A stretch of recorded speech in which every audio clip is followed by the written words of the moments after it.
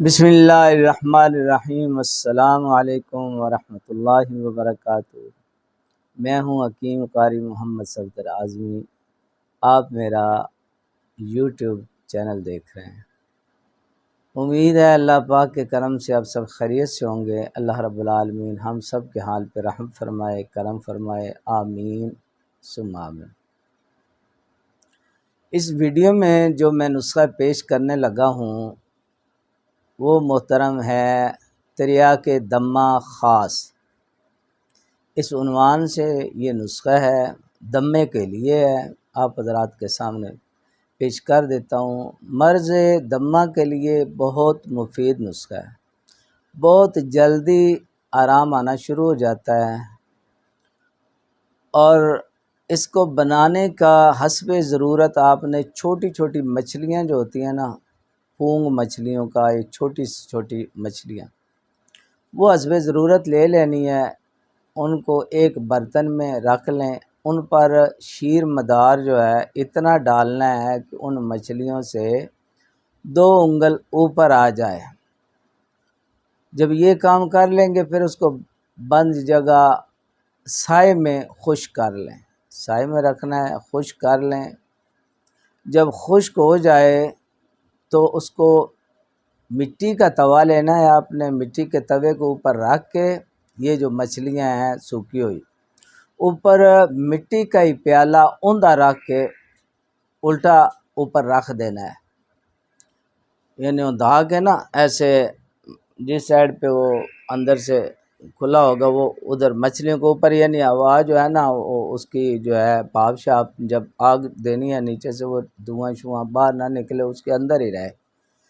اچھا وہ رکھ دینا ہے آپ نے، اور نیچے اس کے تیز آگ جلانی ہے۔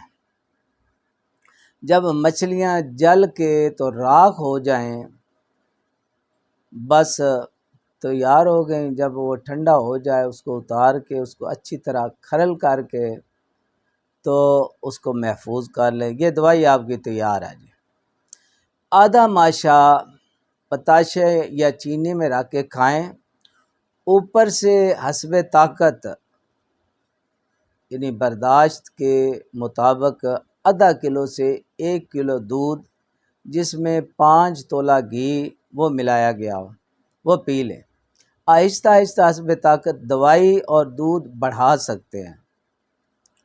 دوائی جناب صرف ایک وقت ناشتے کے بعد استعمال کرنی ہے۔ آدھا ماشا ہی شروع کریں، پھر آہستہ آہستہ بڑھائیں جیسے جیسے وہ برداشت ہونا شروع ہو جائے۔ آدھا کلو دودھ، آدھا ماشا، یہ جیسے جیسے پھر دوائی بڑھائیں گے ساتھ دودھ بھی بڑھاتے جائیں۔ گھی جو ہے وہ تقریباً اتنے ہی 5 تولہ 1 چٹانک جو ہے نا گھی ہو ملایا ہوا، اس کے ساتھ آپ نے یعنی یہ لے کے اوپر سے دودھ پی لینا ہے۔